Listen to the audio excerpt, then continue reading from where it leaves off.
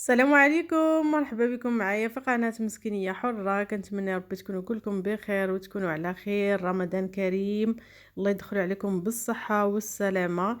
جيت نقول لكم رمضان كريم وكنتمنى ان شاء الله تكونوا بخير. المهم هذا الفيديو غير حطيته، يعني بغيت غير نجي نسلم عليكم، ومنها نيت نحيي القناة شحال ما حطيت فيها شي حاجة.